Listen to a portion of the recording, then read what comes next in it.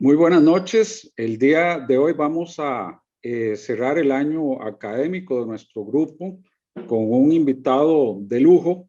Le solicitamos al profesor José Francisco Alenza García, catedrático de Derecho Administrativo de la Universidad Pública de Navarra, pues que nos acompañara para hablar de un tema que he visto en otras actividades que él continuamente celebra. Ha venido tocando y yo tengo una gran curiosidad por escucharlo, y dichosamente pudimos coincidir agendas y él muy amablemente nos aceptó la invitación de conversar sobre encuentros de derecho administrativo y literatura. Ese es el objeto de esta intervención, aunque don José Francisco puede hablarnos como gran conocedor del derecho administrativo, que es de un sinfín de temas, y obviamente esta no será la primera invitación. Escogimos ese tema, que es un tema realmente muy apasionante para quienes nos gusta la literatura y nos gusta el derecho administrativo. Así que qué mejor que don José Francisco que nos participe de esa labor que él ha venido desarrollando y en cursos que incluso imparte en la Universidad de Navarra y en exposiciones que ha llevado a cabo en España y América Latina. José Francisco es, bueno, como lo dije, catedrático de Derecho Administrativo de la Universidad Pública de Navarra, tiene un doctorado honoris causa por la Universidad Nacional de Huancavelica de Perú, un sinfín de publicaciones y un sinfín de exposiciones como la que hoy nos va a dar, y que esperamos sea de mucho provecho para todos, como lo será sin lugar a dudas. Así que muchas gracias, José Francisco, por estar con nosotros, y muy agradecido por el tiempo que nos has reservado, y sin más presentación, pues tenés la audiencia toda tuya. Muchas gracias. Bueno, pues muchas gracias, Aldo. La verdad que el lujo es el que tengo yo de poder participar en este prestigioso foro de derecho administrativo tan activo, tan interesante, y que nos permite además pues, superar la distancia física y poder compartir ideas y reflexiones, ¿no? Y también te agradezco que el tema escogido, quizás para unas fechas ya de cierre de año, ya cerca de las Navidades, pues un tema pues muy ameno, quizás más ameno de que otros que pudiera haber en torno al derecho administrativo, aunque a mí me gusta mucho también el derecho administrativo, pero quizás ese vínculo con la literatura, con los recursos literarios, pues como digo, es más propicio para cerrar el año y celebrar, bueno, pues un fin de ciclo, ¿no?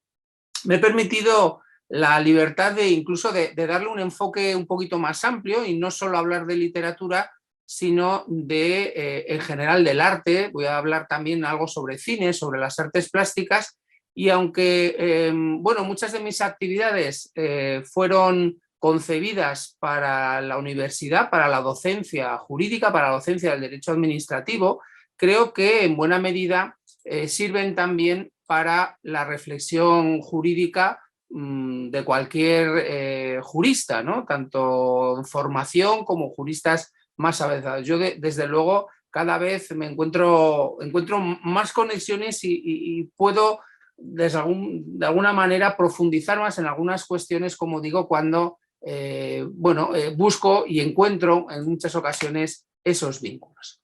Voy a compartirles la presentación que he preparado. Es una presentación muy amplia. Hay algunas partes un poquito más generales y sobre las que iré un poquito más deprisa para detenerme sobre todo en la parte final en relación con eso, con ese tema de la literatura y el derecho administrativo.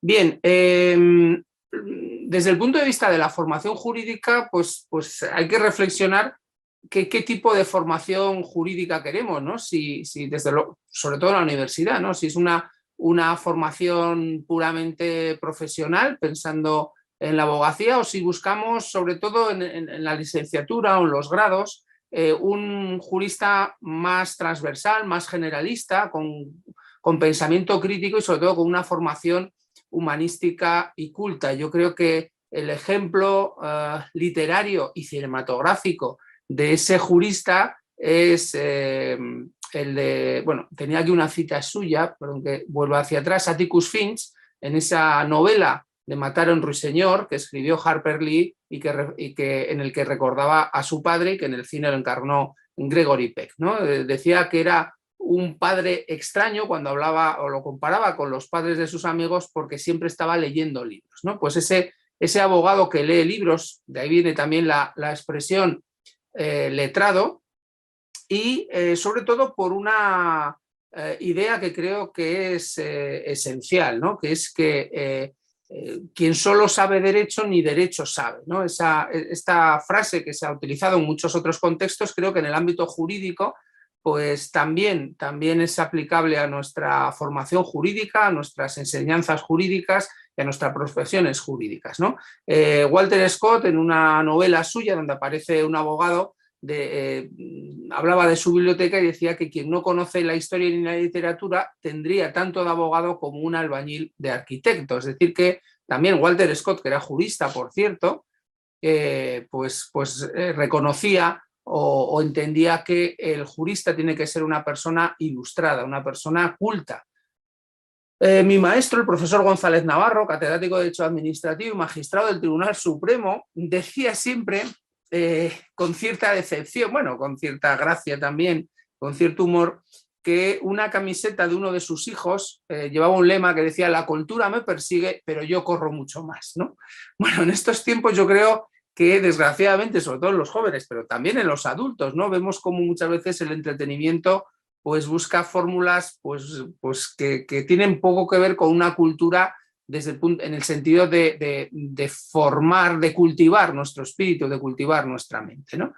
Y si preguntamos a los jóvenes quién es el Señor, que con ese puro hace el signo de la victoria, y quién es la familia que aparece representada también en esta fotografía, estoy, absolutamente convencido que los jóvenes de hoy en día conocerán muy bien a la familia Kardashian y en cambio tendrán graves dificultades para conocer quién es Winston Churchill, por cierto, premio Nobel de Literatura, ¿no?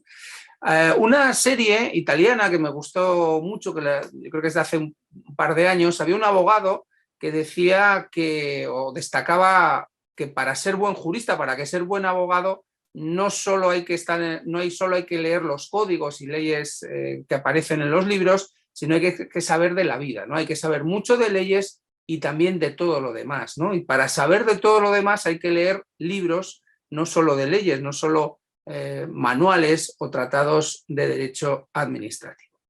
Bueno, sobre las ventajas que presenta para el jurista la lectura de obras literarias o la visión de películas o de series televisivas, no me voy a detener demasiado porque creo que es bastante evidente, ¿no? En primer lugar,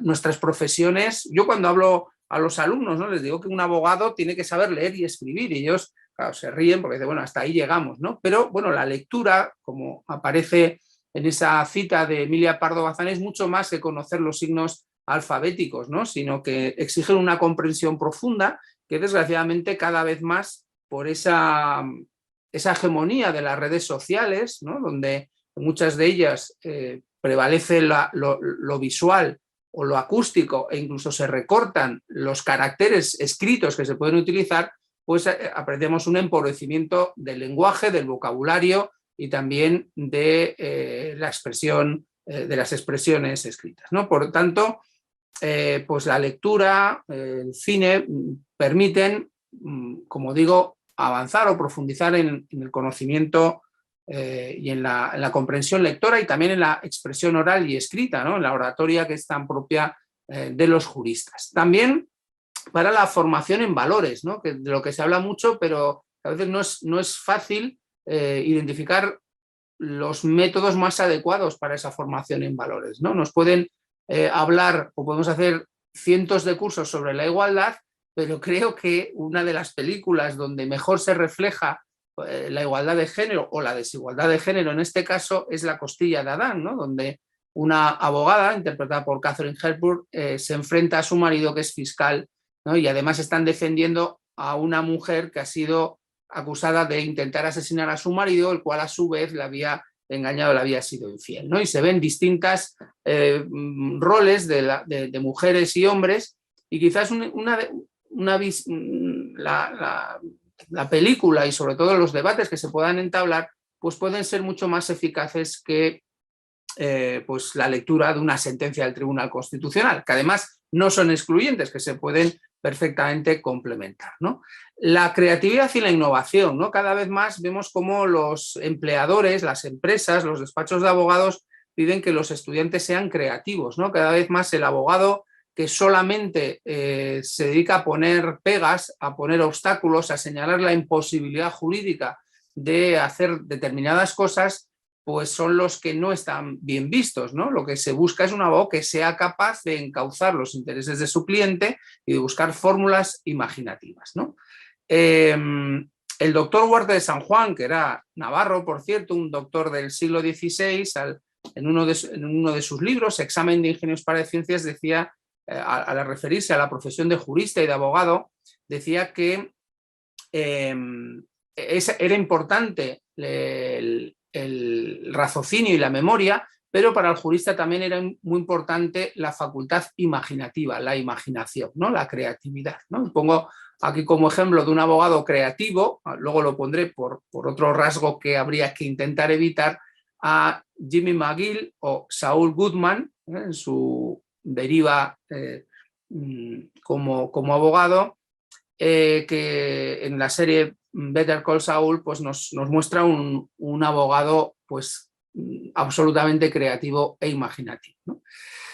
También la literatura, el cine nos permite complementar los contenidos curriculares, ¿no? Y buscar sobre todo conexiones entre distintas áreas de conocimiento, ¿no? Muchas veces las asignaturas, los planes de formación e incluso nuestra propia formación está encasillada, está encapsulada, como decía Unamuno, ¿no? Unamuno le parecía que la misma palabra, el mismo término asignatura, le parecía absolutamente rechazable, porque decía, pero ¿cómo se puede asignar a una ciencia, ¿no? A una disciplina científica un determinado programa, un determinado tiempo? Dice, encapsular la ciencia en una asignatura es sumamente empobrecedor, ¿no? Bueno, pues este tipo de herramientas permiten salir de ese encapsulamiento y ampliar el enfoque, ampliar esa formación jurídica, ¿no? Y también viene muy bien para comprender el poder y la responsabilidad de la profesión de abogado. Ciertamente la profesión de abogado, en general la de jurista, tampoco la de los jueces, no suele salir bien parada en la literatura. Generalmente los abogados ejemplares en la literatura suelen ser excepcionales, ¿no? He puesto el ejemplo de Atticus Finch y pocos más, ¿no? Generalmente no son modélicos, ¿no? Sin embargo, sí, algunos existen, ¿no? Y sobre todo, incluso cuando utilizan todo su poder para hacer el mal o cuando lo ponen al servicio de una organización criminal, pues puede ser revelador esa responsabilidad y ese poder que tienen también los abogados, ¿no? Es en este sentido muy significativa una frase que el Michael Corleone, en El Padrino, cuando empieza la guerra de familias mafiosas en Nueva York, y uno de sus asesores le dice que tienen que conseguir más hombres armados, él lo rechaza y dice, un abogado con su maleta puede robar más que 100 hombres armados con una metralleta, ¿no? Y él tenía muy claro, y de hecho para su hijo Michael, pues también quiere que tenga formación jurídica. Bueno, otro abogado ejemplar que aparece en la literatura, sale en la novela, es uno de los personajes del coronel Javert, y que se lo reconoce al decirle que después del emperador su abogado es el hombre al que más le debe en su vida. Bueno, también la formación culta nos prepara para el cambio de la realidad sobre la que tenemos que operar. Cambio, además, nuestras sociedades hoy en día estamos sometidos a cambios vertiginosos, ¿no? Cambios tecnológicos, cambios sociológicos y, por supuesto, al cambio normativo, ¿no? Cada vez más rápido, más trascendente, y solamente una formación culta nos puede permitir afrontar esos cambios y adaptar nuestras ideas, nuestras reflexiones, nuestro conocimiento a las nuevas situaciones.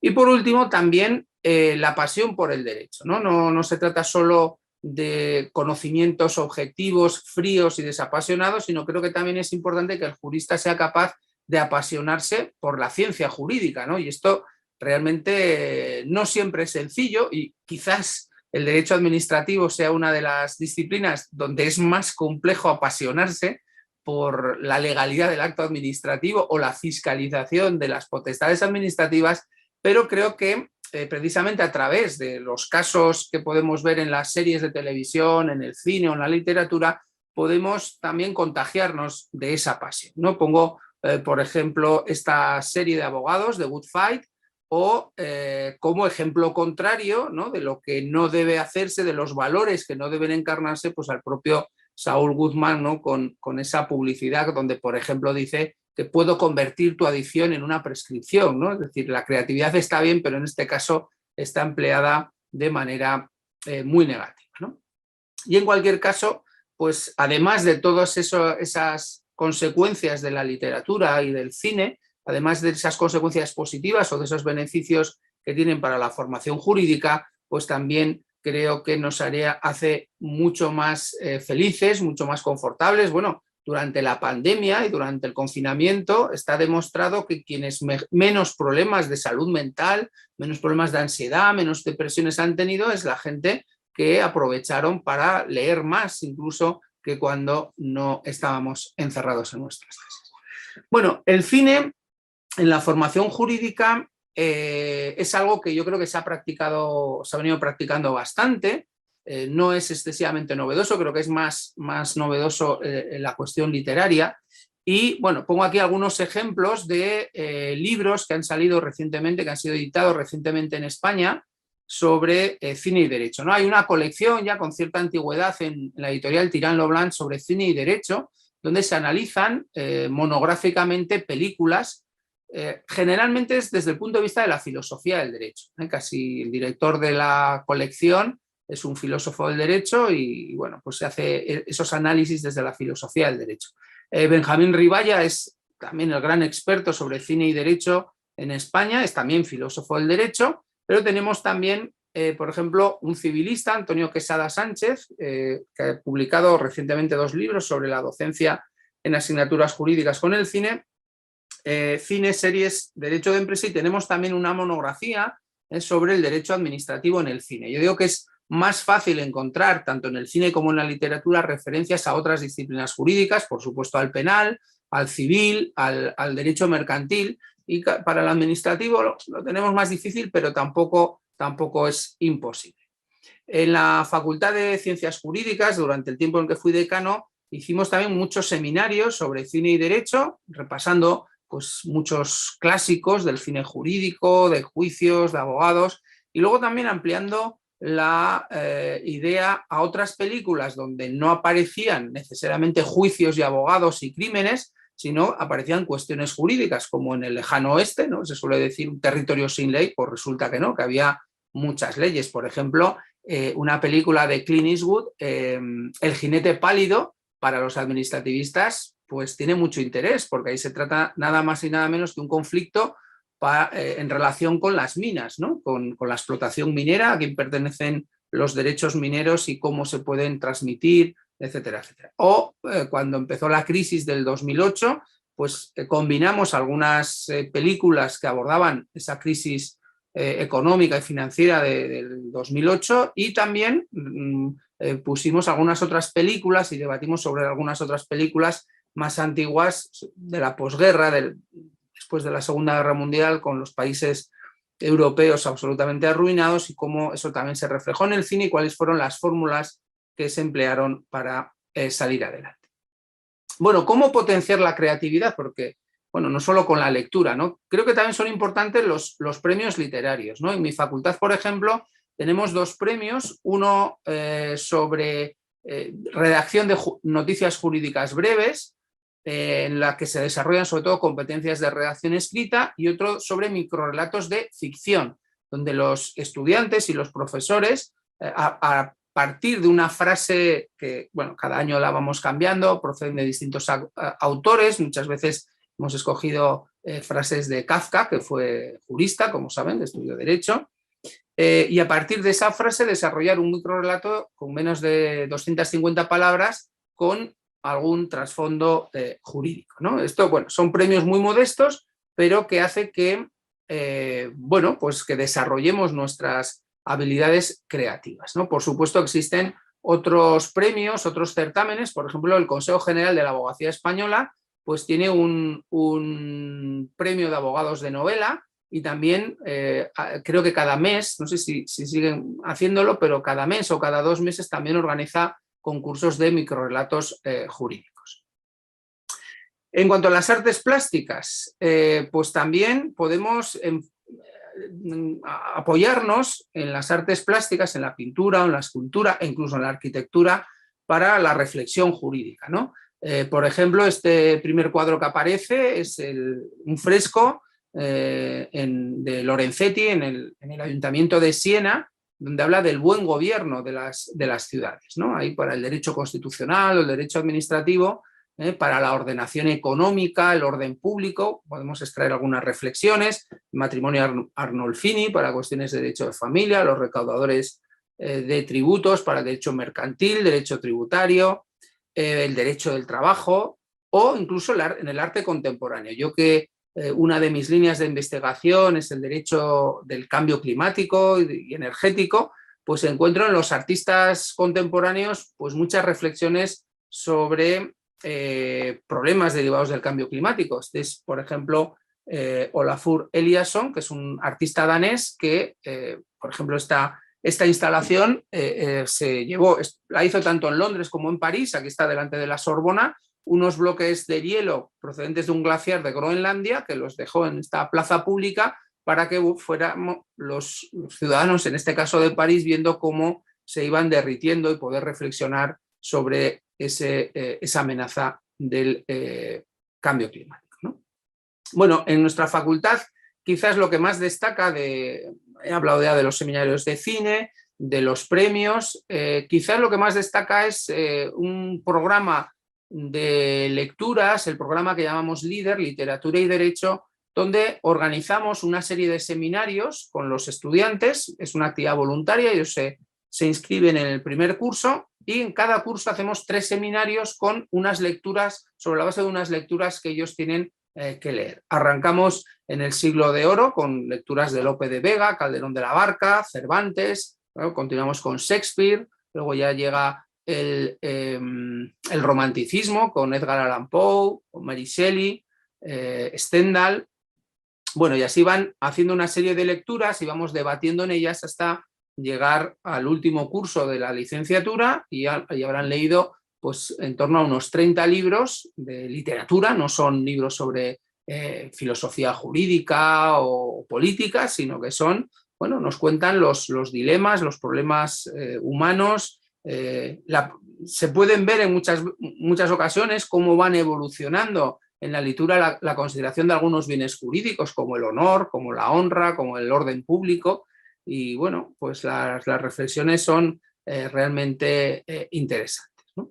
También a raíz de esos seminarios solemos organizar encuentros con escritores españoles que tienen formación jurídica, algunos han sido incluso abogados, otros no han llegado a ejercer y realmente es muy estimulante, ¿no? Escucharles, porque bueno, históricamente hay una vinculación, existen muchos escritores con formación jurídica, probablemente sea la profesión, junto con la de periodismo, que más escritores ha dado lugar, ¿no? Periodistas y abogados o jueces, por ejemplo, el tercero que trajimos es un juez, otros fundamentalmente han sido abogados.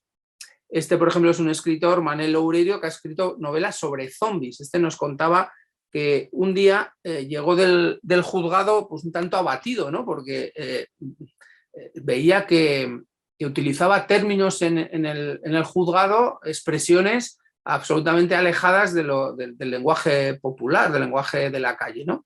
Y entonces, por divertimento, empezó a escribir una historia de zombies que amenazaban a Galicia, que llegaban a Galicia, y lo empezó a escribir en un blog, y el blog empezó a tener muchos seguidores, aquello fue creciendo y finalmente publicó una trilogía de 3 novelas con gran éxito internacional.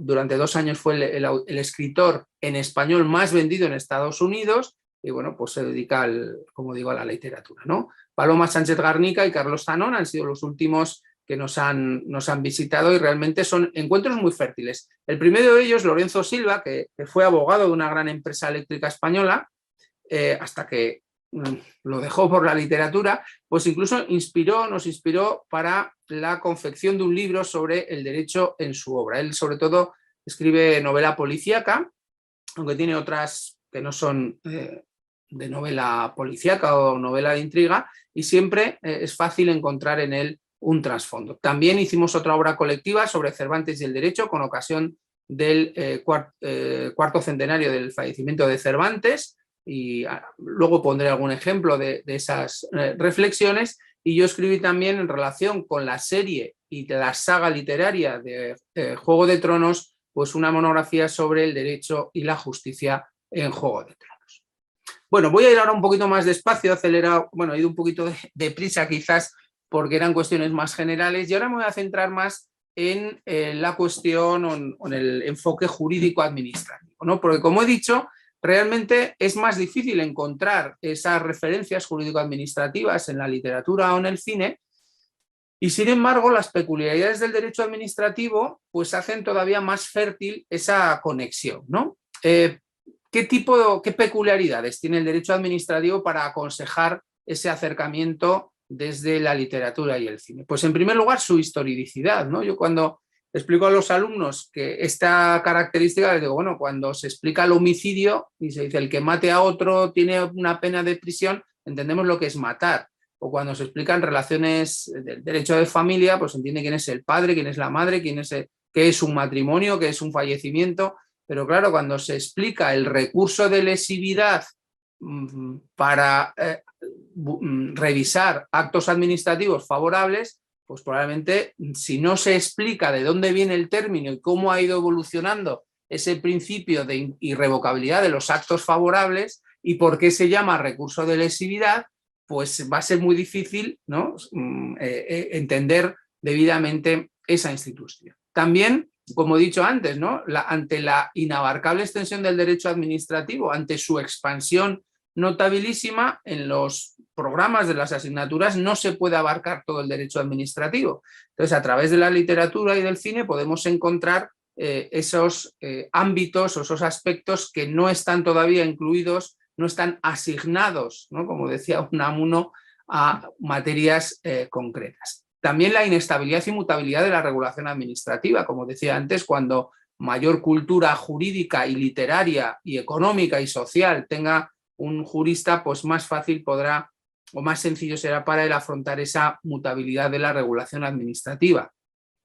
La necesidad de acudir a otro tipo de conocimientos no jurídicos. Bueno, ya he comentado que me dedico fundamentalmente al derecho ambiental y al derecho de la energía y del cambio climático. Bueno, sin conocimientos de la ecología, de la biología, de la ingeniería química, bueno, pues hay regulaciones que no podría entender, ¿no? De la misma manera que quien se dedica a las telecomunicaciones, pues si no tiene unos mínimos conocimientos sobre cómo funcionan las telecomunicaciones, pues será difícil que pueda aprehender debidamente y entender debidamente esas reglas jurídicas, ¿no? Un ejemplo de esto que digo es esta novela que también fue llevada al cine, Una acción civil, que recoge los hechos que sucedieron en Estados Unidos, en la que, como consecuencia de la contaminación de las aguas subterráneas producida por los vertidos industriales de unas fábricas, pues una parte de la población, una parte sensible de la población sufrió graves problemas de salud, ¿no? Y entonces contrataron a un abogado que, bueno, pues demandó a estas empresas y, bueno, pues ahí se ven las dificultades para probar que, primero, las aguas habían sido contaminadas y, segundo, que tenían consecuencias para la salud. Pues ahí se ve cómo el abogado tiene que contratar expertos y formarse también él en esos saberes metajurídicos, ¿no? Bueno, la complejidad del derecho administrativo, ¿no? Hace falta combinar debidamente una sólida formación teórica con una práctica jurídica también que sea acorde, ¿no? con esa teoría. Y por último, volviendo un poco a eso que comentaba antes de apasionarse con el derecho, ¿no?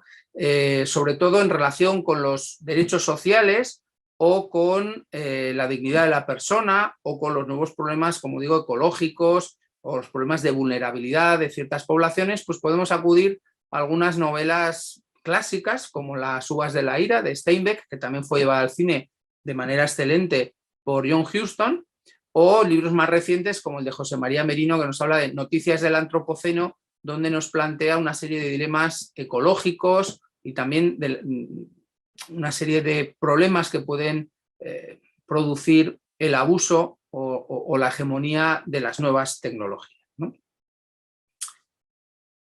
Bien, la literatura, pero también las artes plásticas. Yo esto es algo que, bueno, hay otros profesores, yo esto no tengo formación suficiente para hacerlo, pero por ejemplo también han recurrido a la música y el derecho, y no me refiero solo a las letras que puedan acompañar a ciertas canciones o a ciertas óperas, sino a lo que es la composición musical, ¿no? La armonía musical y la armonía jurídica, ¿no? Bueno, eso sé que hay profesores que lo están desarrollando, e incluso en la Universidad de Birmingham, por ejemplo, también han trabajado con los alumnos la danza y el derecho. Bueno, yo no me veo explicando las relaciones entre la danza y el derecho, y tampoco, como digo, tengo conocimientos musicales suficientes para encontrar esas vinculaciones entre la música y el derecho. Pero sí, cada vez más estoy desarrollando o utilizando las artes plásticas para la docencia y también para la investigación jurídica. Por ejemplo, una conferencia que di hace años sobre las técnicas de revisión de oficio, revocación y rectificación de errores materiales, pues me serví para ilustrar algunas de las ideas de algunas obras de arte, ¿no? Está, por ejemplo, donde se ve un todopoderoso Zeus, lo utilicé como metáfora de la todopoderosa administración y cómo los ciudadanos se tienen poco menos que arrastrar para solicitar la revisión de actos ilegales. Y cómo, como consecuencia de una doctrina jurisprudencial que, en lugar de entrar en el fondo del asunto cuando se ha solicitado la revisión de oficio de actos administrativos, en lugar de entrar en el fondo del asunto y revisar el acto administrativo cuando la solicitud ha sido inadmitida por los tribunales, perdón, por la administración, y como digo, los jueces, en lugar de entrar en el fondo del asunto, ordenan a la administración readmitir la solicitud y entrar en el examen de la nulidad, ¿no? Y esto ese ganar en un juicio para volver atrás a la vía administrativa, para probablemente volver a acudir a los tribunales porque la administración que había inadmitido la solicitud de revisión de oficio seguramente luego desestimará en cuanto al fondo esa solicitud de revisión de oficio, pues me recordaba al mito de Sísifo, ¿no? Que subía un día tras otro en una pesada piedra hasta el fondo de la montaña, ¿no? Como ejemplo de revocación, pues la orden que Yahvé da a Abraham para que no sacrificara a su hijo, ¿no? La revocación, en este caso, de actos desfavorables. Como ejemplo de la rectificación, pues este cuadro del Veronés, que era una última cena y que, como había algunos episodios o algunas imágenes que podían considerarse poco ortodoxas, y fue denunciado ante la Inquisición. Y en vez de rectificar el cuadro o eliminar esos detalles, lo que cambió fue el título, ¿vale? Entonces, igual que en la rectificación de actos administrativos, es una rectificación que no afecta a la sustancia del acto, sino solo a su expresión. Pues aquí esto es lo que hizo Veronés. Y luego, como límites a la revisión, a las facultades revisoras de la administración, en la legislación española se dicen el tiempo y la buena fe, entre otras circunstancias, ¿no? Bueno, pues me serví de los relojes que se derriten en el tiempo, ¿no? Para hablar de esa relatividad, de cómo el tiempo que tiene que pasar es muy distinto según la jurisprudencia para que funcione como un límite a las facultades revisoras, o este cuadro de Magritte sobre la buena fe. Es decir, de alguna manera también es muy significativo que para esos límites, ¿no? Que a veces limitan poco las facultades revisoras de la administración, lo que me vino a la cabeza, o lo que me vino mejor, fue acudir al surrealismo, porque a veces realmente la limitación real de la administración en el ejercicio de sus potestades es bastante surrealista, ¿no? Y lo último que he hecho han sido, tanto el año pasado, por eso en las fotos aparecemos todavía con la mascarilla, y ahora recientemente, hace 2 semanas, es dar una clase de Derecho Administrativo en el Museo de Navarra. Es decir, cuando les hablo de que las necesidades públicas, los intereses generales han estado siempre presentes, pues esta visita al Museo de Navarra nos permite ver cómo, incluso desde la Edad de Hierro, pues ya hay una regulación del sistema comercial, hay pactos de hospitalidad, es decir, relaciones interadministrativas, hay un sistema monetario. En el Imperio Romano hay infraestructuras, hay un curso, hay una carrera administrativa, hay carreteras, hay servicios públicos. Bueno, y vamos viendo distintas obras que previamente he seleccionado con los empleados del museo. Ellos dan su visión histórico-artística y yo les hago la conexión jurídica. Y posteriormente ellos, los alumnos, pues hacen un comentario sobre las obras que hemos visto o sobre otras obras, ¿no? Aquí pongo un ejemplo también cómo vamos desde la antigüedad romana hasta la realidad, hasta la historia o hasta el arte más contemporáneo, donde, por ejemplo, se muestra pues, las distintas formas de contaminación del aire, de las aguas o del suelo. E incluso la inteligencia artificial, ¿no? Siempre terminamos la visita con esta obra de difícil catalogación, está entre la escultura y el acto performativo, es de una escultora o artista contemporánea que utiliza algoritmos para la realización de series de esculturas complementarias, digamos, ¿no? Bueno, pues lo que les digo es que ¿qué tiene que ver esto, ¿no? O los algoritmos que tienen que ver con el derecho. Y entonces ahí, bueno, pues ya les sitúo en esa necesidad, ¿no? De regulación, de ética y también de regulación de la inteligencia artificial o de algunos usos de la inteligencia artificial y de los algoritmos, ¿no? Que en España, por ejemplo, pues hay un debate sobre si determinados algoritmos tienen naturaleza reglamentaria o no la tienen y las consecuencias que de ello se derivarían.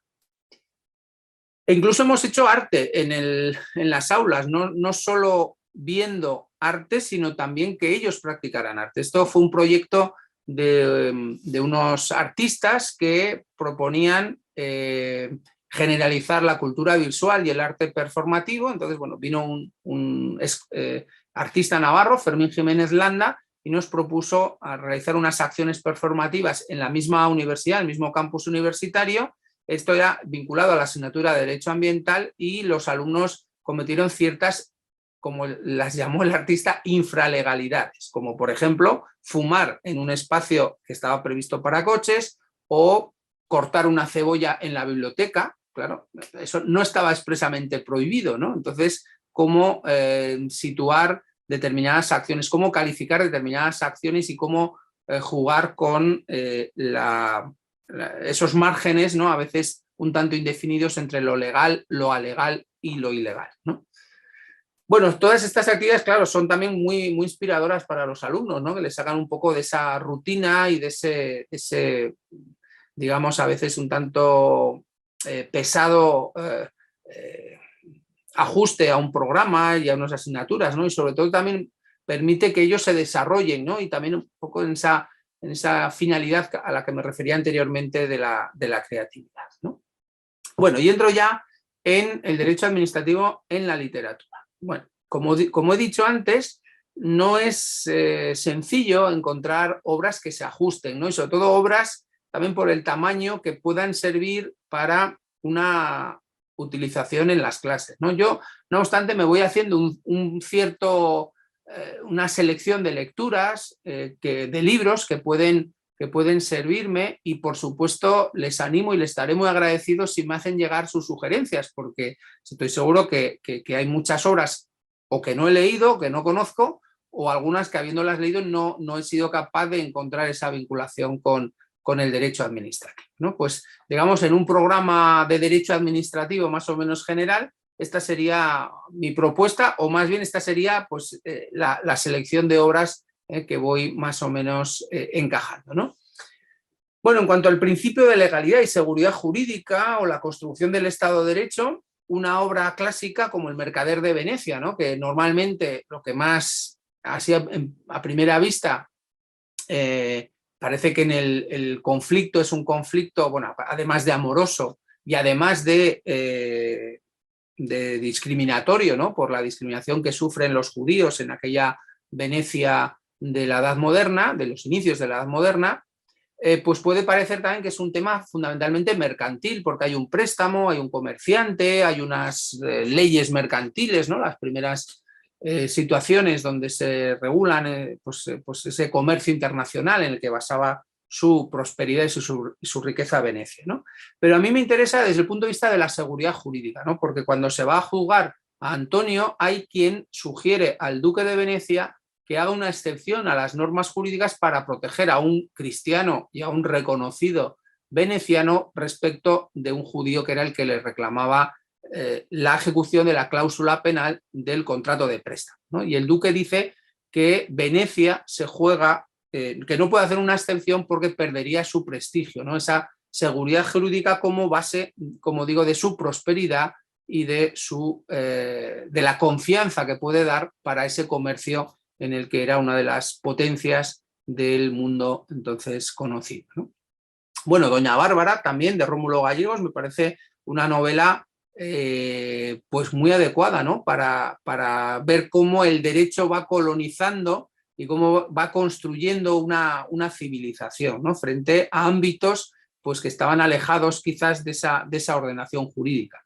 O Canción de Hielo y Fuego, que como he dicho, que dio lugar a esa serie de Juego de Tronos y donde también aparece esa construcción de modernos estados y cómo, en este caso, por la ausencia de mecanismos jurídicos de control, de freno y de límites al poder, nos encontramos con esos estados absolutos, ¿no? Y absolutamente dependientes de la voluntad de los soberanos.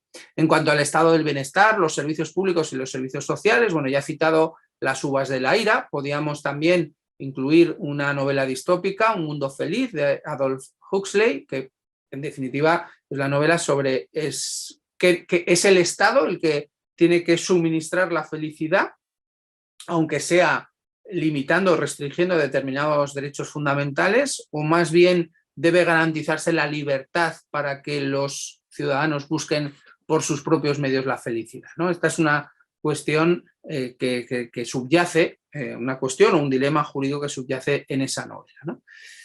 La Lotería de la Babilonia es un relato de Borges al que luego me referiré. Pantaleón y las visitadoras, ¿no? Además de muy divertida, nos enseña un lenguaje administrativo, un lenguaje de las fórmulas de expresión de la administración y además de un servicio público, ¿no? Que se implanta dentro del ejército. Actividad administrativa. En la función pública, bueno, hay muchas novelas donde aparecen funcionarios. El profesor Bandelli, fallecido hace 3 años, tiene un libro sobre los escritores que han sido servidores públicos, han sido funcionarios, ¿no? Igual que hay muchos escritores juristas, también hay muchos escritores que han sido funcionarios. Bueno, en este caso se trata de funcionarios como protagonistas de algunas novelas. Destacó la de Dostoyevsky, El doble, o la de Benito Pérez Galdós, Miau. Contratación pública y corrupción, pues me parece muy, muy relevante la de Todos los hombres del rey, que tiene también un trasfondo de una historia real. Regulación de actividades económicas, vuelvo a Dostoyevsky con El jugador, o de actividades tecnocientíficas, ¿no? De la regulación de los riesgos tecnocientíficos que bueno, pues fueron objeto de muchas problemas y dilemas éticos pues en el momento posterior a la revolución industrial, ¿no? Desde Frankenstein o el extraño caso del Dr. Jekyll y Mr. Hyde. Esta es muy interesante porque, por cierto, el Dr. Jekyll era doctor en Derecho y doctor en Medicina. Yo siempre pensaba hasta que releí la obra que era doctor en Medicina, pero también era doctor en Derecho. Y además uno de sus amigos al que le confía su secreto y al que le solicita ayuda para salir de apuros es precisamente un abogado, también uno de esos abogados ejemplares, de los excepcionalmente ejemplares que nos muestra la literatura, ¿no? La isla del doctor Moreau también refleja estos dilemas. Bueno, en cuanto al derecho administrativo sancionador, el proceso de Kafka, ¿no? Que se basa en el sometimiento a un ciudadano a un proceso en el que no sabe ni quién se le acusa ni de qué se le acusa, ¿no? Entonces, la reflexión sobre las garantías procesales en un procedimiento sancionador pues son evidentes, ¿no? Responsabilidad patrimonial de la administración, pues 2 ejemplos. Crónica de una muerte anunciada. Si era tan anunciada, ¿debió la administración, el alcalde o las otras autoridades intervenir para evitar esa muerte? Podría ser una cuestión. O una novela también a la que luego me referiré. Bueno, ya en parte especial del derecho administrativo, el derecho urbanístico, pues encontramos, en cuanto a lo que es ordenación urbanística, me gusta especialmente Eduardo Mendoza, que es uno de mis escritores favoritos, por cierto también es jurista, premio Cervantes, y es, como digo, estudió derecho, aunque ejerció muy poco. La ciudad de los prodigios, donde habla sobre todo del ensanche de las operaciones, bueno, habla de muchas cosas, es una novela monumental, pero sí se puede seguir un poco la transformación de Barcelona y la construcción del ensanche y de la especulación urbanística, ¿no? Baudolino, de Humberto Eco, también nos habla de la construcción de ciudades como una potestad pública, en este caso de los reyes en la época medieval y moderna. Un relato corto, los relatos vienen muy bien sobre todo para utilizarlos en clase, ¿no? Las novelas es más complicado. Este es un relato corto de una escritora, Cristina López Barrio, que es Carta a un burócrata, y habla también de cómo un plan urbanístico realizado de espaldas a los ciudadanos puede cambiar absolutamente la vida a peor de esos ciudadanos, ¿no?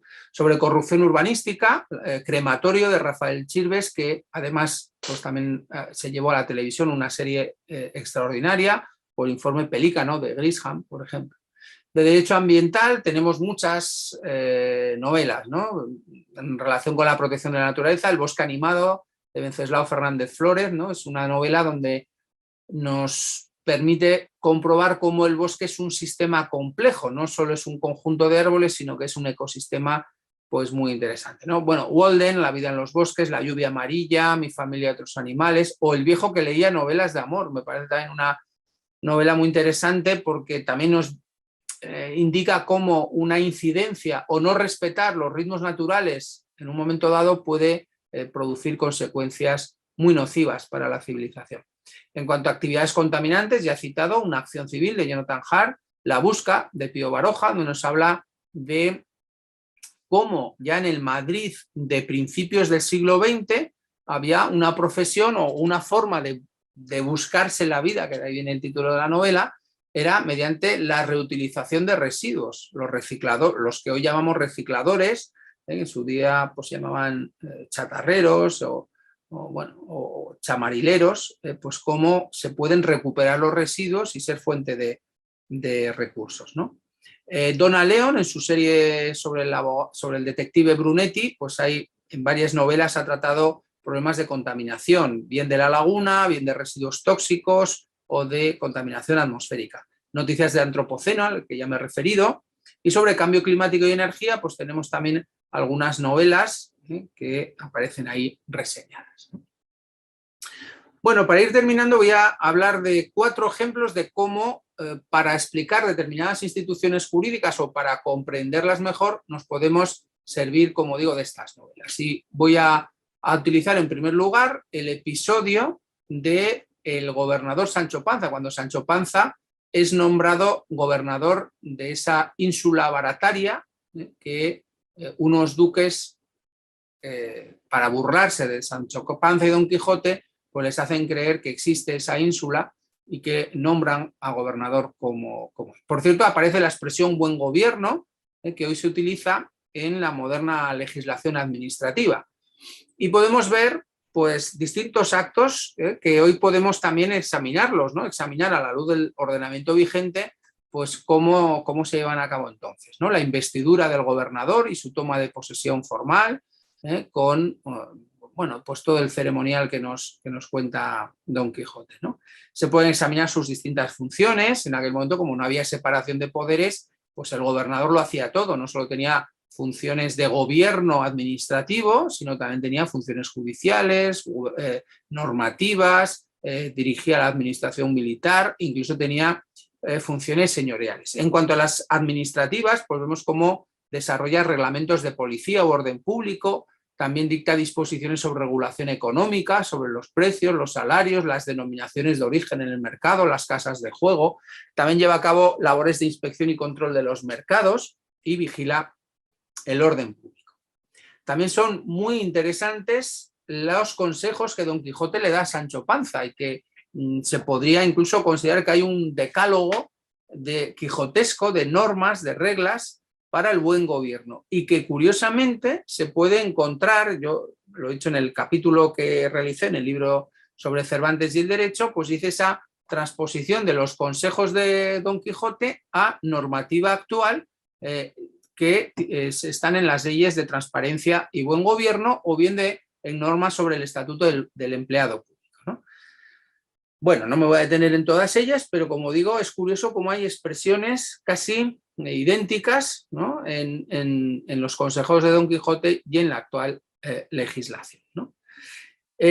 Bueno, sobre todo también lo que podemos extraer de las actuaciones de ese gobernador Sancho Panza, podemos ver cómo enjuiciaba con un criterio de buen, no de jurista, porque no era jurista, sino de buen hombre o de buen criterio, digamos, de equidad, cómo obtenía justicia, ¿no? Y cómo también tenía lo que llaman un suave modo de gobernar. Era conservador del orden social, no venía a revolucionar la rígida sociedad estamental, pero sí mostraba una decidida sensibilidad social sobre los menesterosos o lo que hoy llamaríamos personas vulnerables. Además fue un gobernador honesto, él que iba con aspiraciones de enriquecerse, pues al final, cuando deja el cargo, que por cierto él dimite, lo hace sin haber ganado absolutamente nada. Bueno, lo único que le dan es un trozo de pan y un pedazo de queso para el viaje,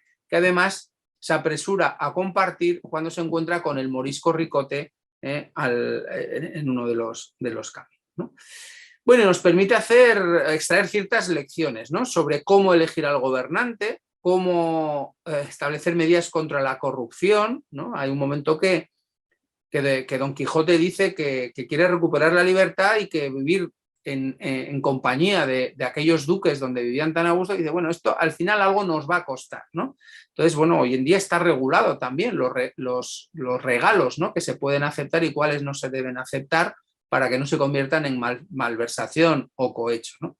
La necesidad de limitación del mandato del gobernante, ¿no? ¿Cuántos gobernantes conocemos que se perpetúan en los cargos? Pues aquí quizás de estas reflexiones de Don Quijote y Sancho podamos deducir que es interesante estar un tiempo limitado en los cargos públicos, ¿no? Así como la necesidad de rendición de cuentas cuando termine el mandato de esos gobernantes. Por lo tanto, una gran riqueza de ideas, de reflexiones para la situación actual.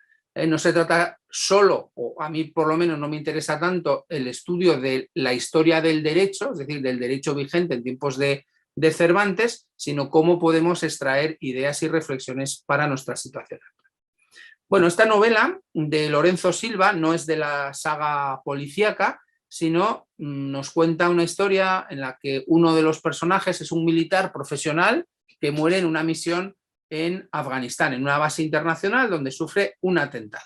Y esto me da pie para plantear si de esa muerte cabe solicitar reclamación de responsabilidad patrimonial a la administración. Se puede valorar si es imputable esa muerte a la administración, no ha sido causada directamente por la administración, sino por un terrorista, pero ocurre en un recinto militar. Se puede examinar la antijuridicidad del daño, si el militar está obligado a soportar los riesgos de su profesión o no. También la causalidad y la incidencia de la culpa de la víctima, porque en esas prácticas el militar se había quitado el casco, qué casualidad.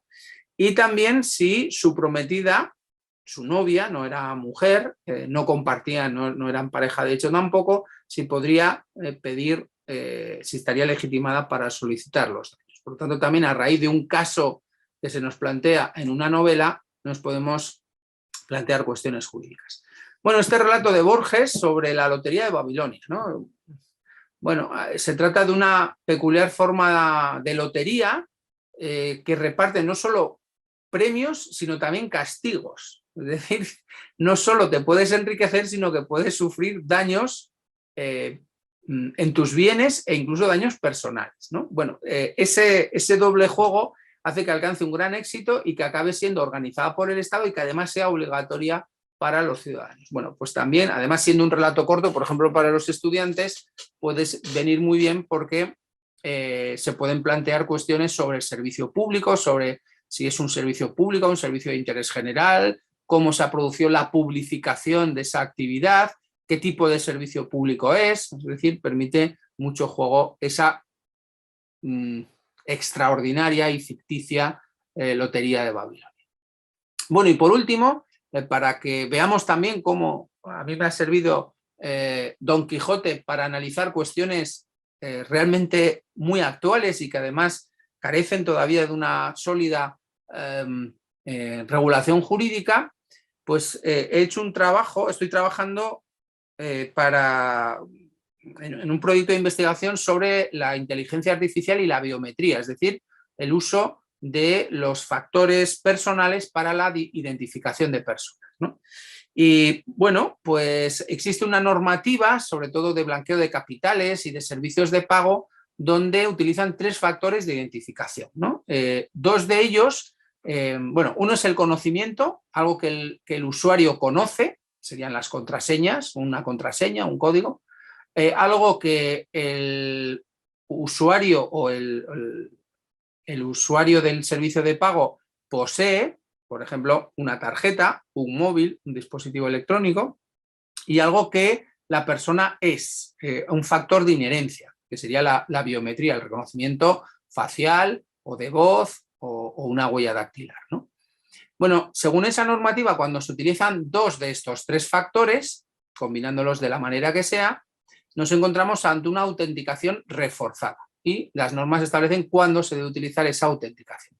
Sin embargo, en nuestro grupo de investigación estamos manteniendo, y yo creo que vamos a conseguir, ya está teniendo cierto eco y creo que vamos a conseguir que se acabe reconociendo que realmente 2 de esos medios, el factor del conocimiento y el de posesión, solo otorgan una identificación presunta, puesto que el objeto o el conocimiento se puede compartir, o sea, puede servir para el fraude. Yo puedo dejar mi móvil o puedo dar mi carnet a otra persona para que entre en una instalación o para que acceda a un servicio público, y también, por tanto, se presta al fraude o me los pueden quitar, me pueden desentrañar me pueden hackear una contraseña y utilizar mis datos, utilizar mis dispositivos, ¿no?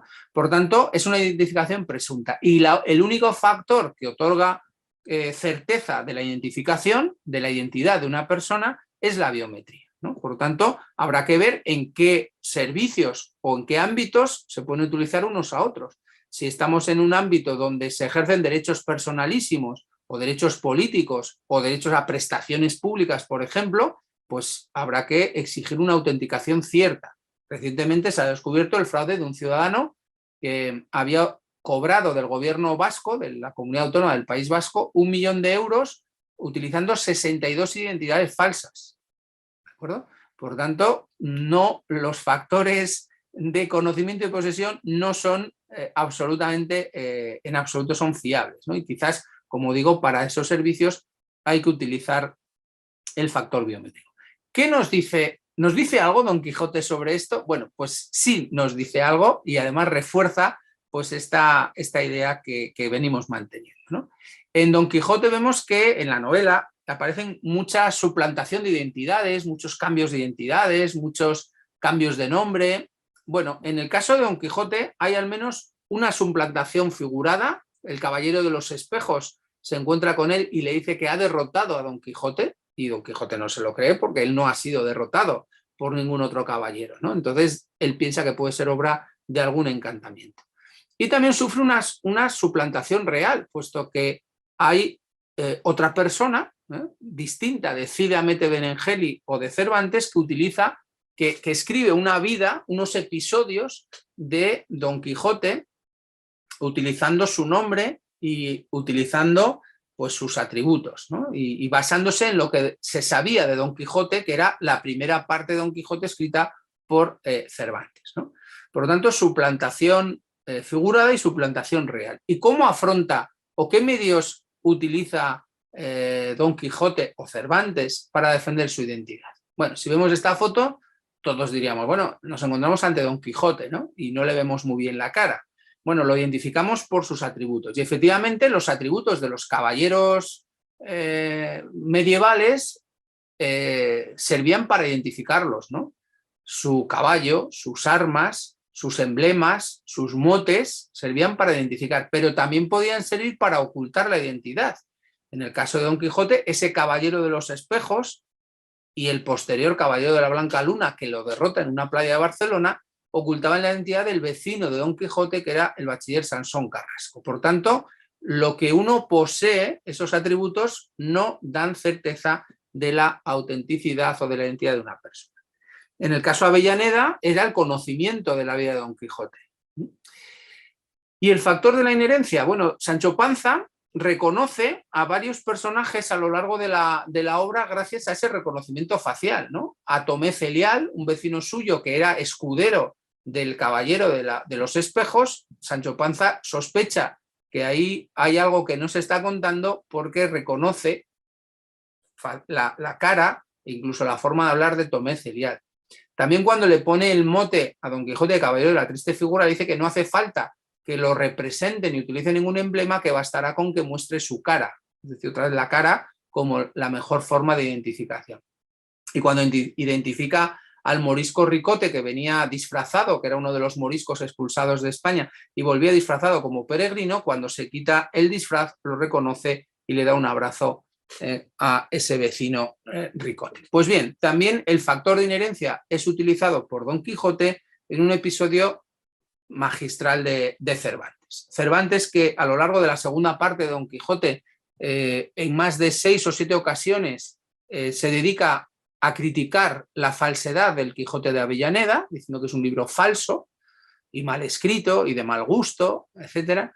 Pues resulta que de ese libro falso se apropia de uno de los personajes de ese libro falso, don Álvaro de Tarfe, para que se encuentre con Don Quijote, ¿no? Resulta que don Álvaro de Tarfe entonces no será tan falso si le da carta de naturaleza real en la segunda parte.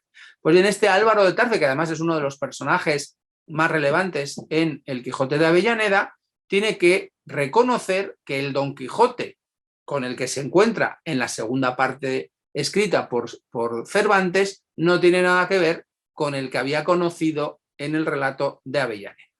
Y no solo lo reconoce por su aspecto, sino que además Don Quijote le pide que formalice jurídicamente ese reconocimiento facial. Y acuden a un alcalde, autoridad judicial, y un escribano, autoridad notarial, para formalizar jurídicamente ese reconocimiento facial que hace. Por tanto, para la defensa de su identidad, Don Quijote, Cervantes nos indica que lo que da prueba cierta de la identidad es el reconocimiento facial sostenido jurídicamente. Bueno, puede servir como un entretenimiento para reforzar, como digo, esas ideas que tenemos. Bueno, en definitiva, y con esto ya voy terminando, desgraciadamente cada vez se lee menos y sobre todo en la universidad, que continuamente se están fomentando métodos y formas de innovación docente, pues casi podemos decir que el libro es un instrumento de innovación docente, ¿no? Y hay novelas como la de Fahrenheit 451 que nos advertían de que esto podía pasar, ¿no? De que los libros, hombre, todavía no tenemos un sistema donde son objetos prohibidos que deben ser quemados, pero sí, sin necesidad de quemarlos, van quedando abandonados, ¿no?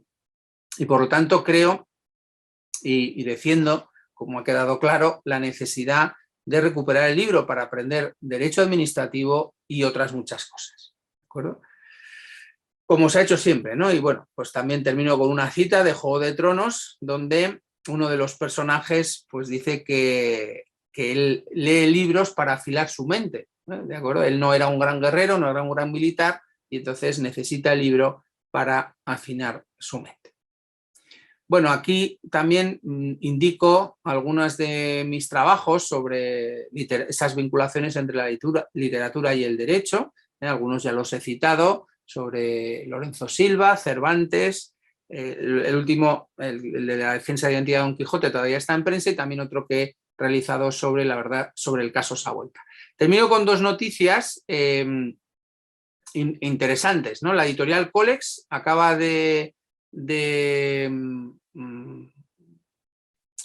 lanzar un proyecto de una colección jurídica dedicada a la cultura y el derecho. ¿De acuerdo? Me han nombrado miembro del Consejo de Redacción y ya hay un libro que está a punto de publicarse y otros proyectos en marcha. Y además de los libros de esa colección, la misma editorial va a lanzar también una revista que se llama Cultus et Ius, donde va a haber también artículos de divulgación y artículos de investigación sobre esas relaciones entre cultura y el derecho. ¿De acuerdo? Además, creo que esta va a ser en abierto, por lo tanto, creo que va a ser en abierto, por lo tanto, pues les animo a que pues la sigan si tienen ocasión y si tienen interés.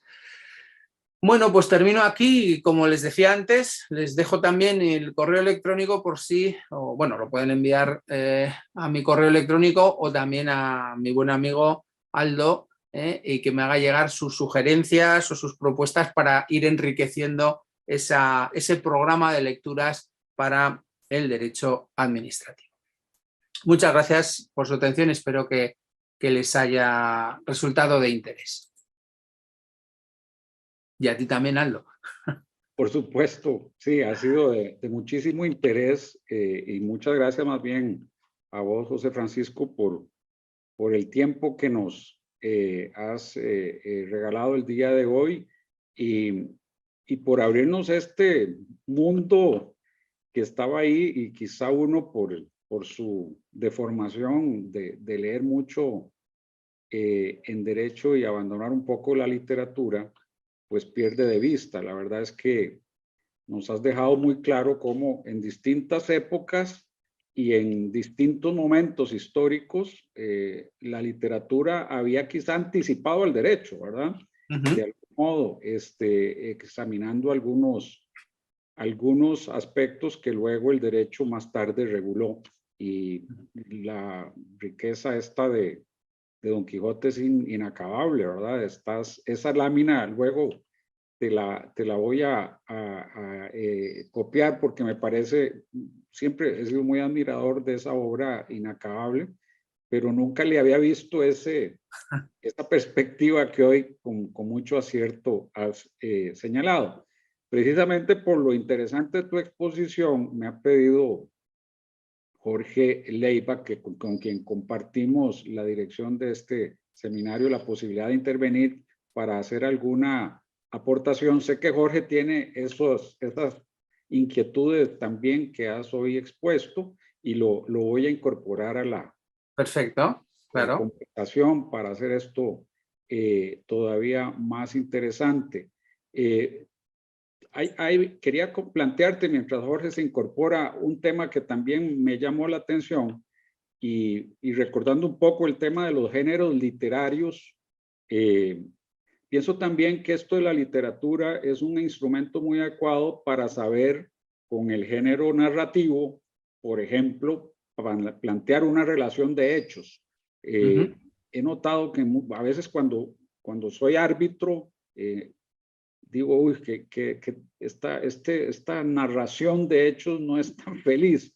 Y creo que en eso también la lectura, la literatura, obviamente puede contribuir mucho a que se perfeccione ese arte de la narración de hechos que involucra toda demanda, ¿verdad? Hay incluso una corriente filosófica que es la del narrativismo, ¿no? Y que entiende que las formas jurídicas tienen mucho más que ver con la narrativa de ficción que quizás con otras ciencias jurídicas, ¿no? Y efectivamente, como muy bien dices, cuando un abogado llega a cuando un cliente llega a nuestro despacho, nos cuenta unos hechos que nosotros tenemos que resemantizar, reformular en un relato jurídico para hacer la demanda. La otra parte hará su propio relato y luego el juez o el árbitro tendrá también que realizar su propia construcción literaria de los hechos, puesto que la construcción de la realidad, la reconstrucción, no va a ser posible. Ya han sucedido, no se pueden volver a atrapar y entonces lo que hacemos es una reformulación literaria, ¿no? A través de las expresiones, ¿no? Y por supuesto que, como muy bien dices, para formular esos relatos. Decía Cristina López Barrio, que es una de las escritoras que nos visitaron, decía que el derecho intenta convencer por la fuerza de la razón jurídica y la literatura intenta convencer por la belleza. Pero sin embargo creo que las demandas y las sentencias también pueden tener cierta belleza literaria. a veces solo le pedimos que sean inteligibles, ¿no? Que se puedan leer y entender, porque a veces, bueno, hay sentencias sobre todo que con independencia que el tema sea más complejo, es difícil seguir el hilo argumental, ¿no? Pero creo que una demanda, además de la razón jurídica, de las razones jurídicas, si está bien construida literariamente, tiene más posibilidades de convencer, ¿no? De hacer que el juzgador comprenda y se sitúe en ese relato de una de las partes. Así es, aquí está Jorge acompañándonos y quería participar de esta breve conversación de cierre. Así que Jorge, bienvenido. Muchas gracias, don Aldo, y muchas gracias, profesor Alenza. Le comento que he estado siguiendo la exposición suya y me ha provocado una explosión de ideas de todo lo que usted nos lleva. Yo le comento que cuando me enfrento a alguna obra literaria, que en la mayoría de los casos, como usted lo decía, no es de derecho, siempre he pensado que es una herramienta que nos permite a los juristas repensar si nuestro derecho enfrentado a este supuesto límite, a este caso límite que se le ocurrió a algún autor o alguna autora de una obra, sería bien solucionado por nuestro derecho.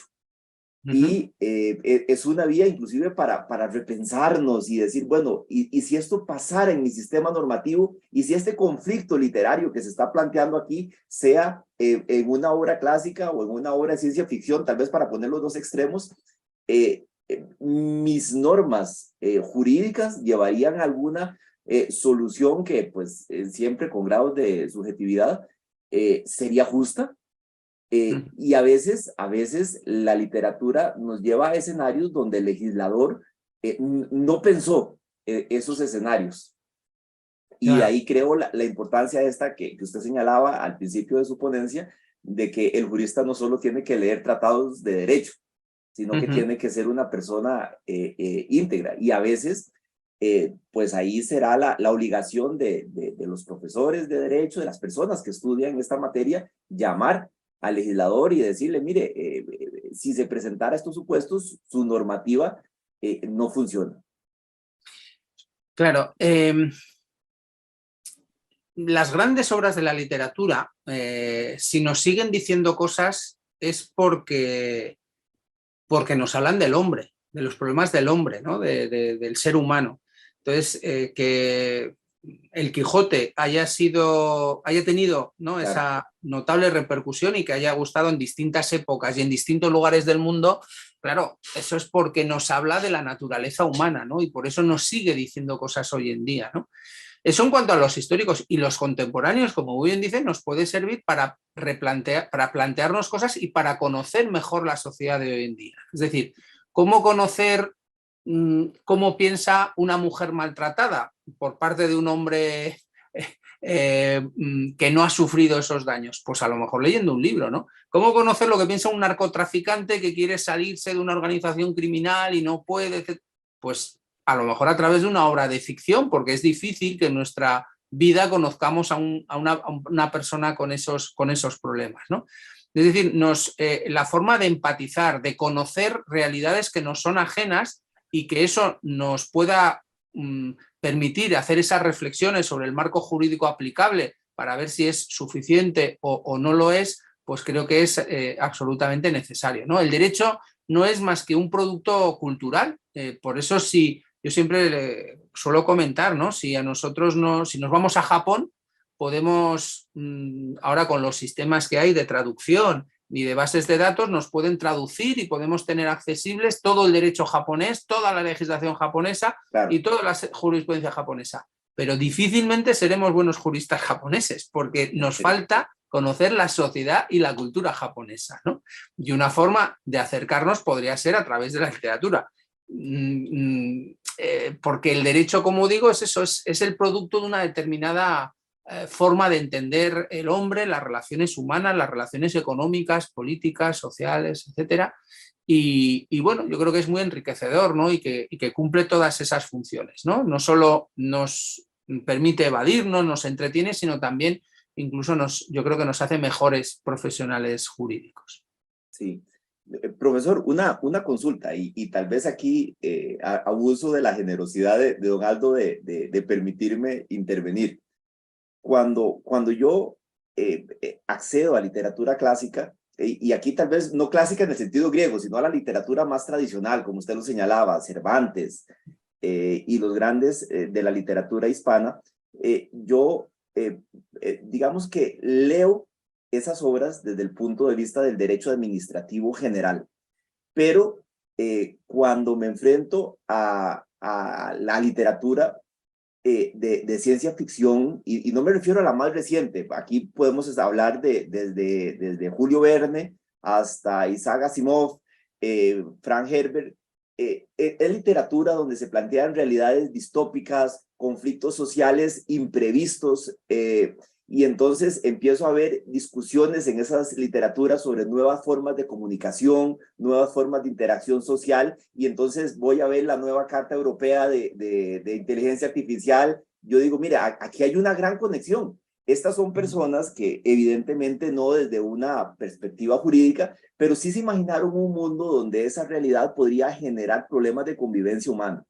Y entonces es inevitable encontrar en obras de fantasía o de ciencia ficción conexiones importantes con áreas especiales del derecho administrativo, como usted bien lo decía, la parte ambiental, la parte de las telecomunicaciones, la parte sanitaria, prestaciones sanitarias en contextos, bueno, que no lo teníamos previsto y lo acabamos de vivir con la pandemia. Posiblemente hasta el COVID-19 los únicos acercamientos que el derecho había tenido con enfermedades de esta categoría en un contexto social y tecnológico como el que vivimos era únicamente literario. Exactamente. Bueno, fue uno de los libros más vendidos, el de La peste de Camus, por ejemplo, ¿no? Durante la pandemia. A Jorge Luis Borges le preguntaron si la literatura de fantasía, los libros fantásticos, la literatura fantástica, si podía servir para algo, para el derecho. Y dijo que es el género que más se aproxima al derecho, ¿no? Precisamente porque nos saca de nuestras situaciones cotidianas y nos plantea mundos distintos que a lo mejor no son tan distintos, ¿no? Y efectivamente, todo el tema de la inteligencia artificial y la robótica, y como decía también antes Aldo Milano, se ha adelantado en el planteamiento de dilemas, de problemas, de recorte de libertades, ¿no? Yo he leído una recientemente que no es muy conocida, que se titula Sinsonte, ¿vale? De un novelista norteamericano, donde bueno, poco a poco te lo van desvelando, se ha perdido la facultad de leer, los hombres ya no leen, ¿vale? Y hay un personaje que describe un manual de lectura, y entonces aprende a leer, y el problema es que no hay libros, ¿no? Y lee todo tipo de libros que se va encontrando porque son objetos en desuso, ¿no? Y bueno, pues al final quien ha ordenado todo eso es un robot, una inteligencia que está sutilmente dirigiendo el mundo hacia su extinción, ¿no? Porque es lo mejor para los robots, ¿no? Es un mundo distópico que, como digo, escrito en los años 50, en los años 60 y que, sin embargo, pues nos muestra hacia el abismo. Luego tenemos un poco yo creo que tenemos los juristas, tenemos esa predisposición, ¿no? Decía un catedrático, un profesor de derecho procesal italiano, Calamandrei, decía que el derecho es una invisible atmósfera jurídica que todo lo envuelve. Claro, es invisible para el no jurista, pero los juristas ya llevamos nuestras gafas de visión jurídica, e incluso en libros de entretenimiento pues enseguida buscamos esas conexiones y esas implicaciones jurídicas, ¿no? O bien regulaciones que nos cuentan en el libro o bien las consecuencias jurídicas que podían tener, ¿no? Entonces yo creo que esa interacción es muy enriquecedora. Yo la verdad que ahora, desde los últimos años que estoy llevando esto, no sé si ya estoy teniendo una especie de deformación, ¿no? Y no disfruto de los libros de la misma manera, aunque yo creo que sí, porque los disfruto doblemente, ¿no? Desde la perspectiva puramente literaria, y cuando veo alguna referencia o algún personaje que es juez o abogado, tal, pues ya tomo nota, ¿no? Porque no sé el juego que me va a dar en el futuro, ¿no? Por cierto, bueno, decía antes esa relación que existe entre los juristas y la literatura. Entonces, cuando estuve en mi reciente visita a Costa Rica en el mes de junio, pues me compré este libro no sé si se ve bien, es una novela de Francisco Dalanese, que es licenciado en Derecho, según pone aquí, y que fue también incluso magistrado, juez penal y fiscal general, ¿no? Es una novela policíaca, de intriga, de organización criminal, pero también me sirvió, pues, como digo, pues para conocer expresiones y un poquito más sobre la sociedad costarricense, ¿no? Una forma también de aproximarnos, ¿no? Y bueno, pues creo que tendrá una segunda parte porque deja parte de la historia inacabada y espero volver alguna vez a Costa Rica y poder continuar también con esa historia, ¿no? No, realmente ha sido muy enriquecedora, como yo sabía que lo iba a hacer. Por eso me tomé la libertad de invitarte en estos días ya de cierre de año. Creo que esto nos va a dejar ese chip de cómo unir unas cosas con otras. Por ahí tengo una lectura pendiente de Dworkin que recuerdo que habla de cómo se parece la literatura con el derecho, algo así se llama el ensayo, que creo que me va a acompañar en estos días de fin de año porque esta introducción que nos has hecho es realmente muy útil. Incluso, Jorge, creo que ahora en el Facebook podemos compartir ciertas obras de arte, como la de Delacroix, de la libertad y cómo llevar al pueblo hacia la libertad, que uno, pues si le viene siempre a la cabeza, pero yo nunca la he considerado como un instrumento para introducir ese concepto de Estado de Derecho. Es muy icónica esa imagen y la verdad es que pues esto que nos has enseñado hoy, porque yo lo encuentro como una enseñanza, con muchas cosas que aprendí hoy que no las sabía, como que Kafka tenía esa formación jurídica, eso sí, confieso ignorarlo. El por qué nos llaman letrados en algunos casos también. Y obviamente esta lámina que pusiste ahí del Quijote, la verdad es que voy a tener que repasar el video y congelarla para tomar nota porque me dejó realmente impactado. Así que yo creo que los objetivos se sobrepasaron con tu participación, con tu intervención y pues no queda más que agradecerte. Te agradezco si nos informas oportunamente de esta colección que comentabas, que podríamos también difundir en el sitio para que todo interesado pueda tener acceso, sea porque sea abierta o porque deba adquirirse, pero creo que este instrumento para la enseñanza y aprendizaje del derecho, pues es muy valioso y la verdad es que yendo de la mano tuya, pues creo que lo vamos a hacer todos mucho más rápida y fácilmente.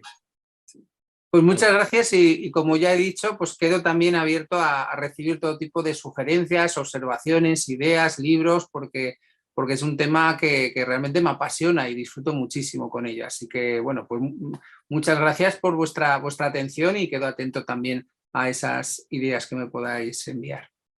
Claro que sí. Aldo, sí, claro, Jorge. Nada más me gustaría insistir en una idea que el profesor la señaló y a mí me llamó mucho la atención y quisiera recalcar en la oportunidad que tienen las personas que se dedican a la docencia del derecho. Todos los que hemos tenido la oportunidad de dar clases nos hemos enfrentado a ese reto de hay mucho que decir, hay mucho que enseñar y muy poco tiempo asignado y todos creemos que nuestra materia es la más importante y deberían darnos más tiempo. Pero partiendo de que esa es la realidad y que hay tiempo limitado, ese tema de la creatividad del docente, de buscar cómo llevar al estudiante posiblemente una obra literaria podría ser más útil, como lo dice el profesor, para transmitir esa aplicación en la realidad del derecho, que un ejemplo de 3 o 4 minutos, decir, mire, esta norma funciona así, así, así, o esta sentencia del Tribunal Supremo funciona de esta manera. Posiblemente la realidad del derecho podría llegar más hondo en las personas que estudian si sacáramos el tiempo de ver cómo integramos esta parte real. Eso me encantó y lo felicito, profesor. Yo creo gracias. Que es mucho más fértil dedicar una clase a eso, a visitar un museo o a ver una serie de televisión, ¿no? O a un capítulo, claro, no toda una serie, o una película, hacer una reflexión y hacerles a ellos pensar, que no sea solo algo pasivo que reciben, sino que luego ellos hagan algo, ¿no? Decía Kafka, por cierto, a Kafka no le gustó estudiar Derecho, lo estudió por obligación y decía en unos diarios que escribía que la sensación que tenía muchas veces al recibir clase es que le obligaban a masticar serrín que previamente había sido masticado por muchas bocas, ¿no? El repetir, ¿no? lo que lo han dicho un profesor, la definición, pues a él le resultaba tremendamente aburrido, ¿no? Entonces yo creo que debemos evitar eso, ¿no? Que no sea aburrido el derecho. Si nos apasiona, pues también transmitir parte de esa pasión. Por ejemplo, como digo, en esta actividad que he hecho con los alumnos, ¿no? Claro, cuando corriges un examen o un comentario de sentencia, más o menos nos vienen a decir lo mismo, ¿no? Unos con más acierto, unos con mejor forma literaria que otros, pero en estos trabajos donde les das libertad para que escojan una obra y nos hagan un comentario. Entonces me sorprendió mucho que una chica, por ejemplo, hizo sobre un cuadro sobre Piazza Navona y me hablaba de cómo el derecho administrativo, pues a raíz de ese cuadro, ¿no? Pues no, pretende ordenar la ciudad y que haya un equilibrio, que haya una igualdad, o sea, una visión muy positiva del derecho administrativo. Otro, en cambio, escogió una escultura de Polifemo, donde destaca un gran ojo, y lo llevó más bien a la vigilancia, al orden público, etcétera, etcétera. Es un derecho administrativo más vigilante, ¿no? Bueno, pues a mí eso, por ejemplo, me parece mucho, bueno, me parece igual de interesante, pero además, como digo, no, eso no significa que luego no les examine de la legislación, de la jurisprudencia, etcétera, pero sí por lo menos que hagan ellos una reflexión propia y también ver un poco que tengan formas de expresar sus preocupaciones y su forma de ver pues el mundo, la sociedad y hasta el derecho administrativo, ¿no? Y creo que es muy fértil y sobre todo que dentro de 10 o 15 años seguramente pues cuando les di la clase sobre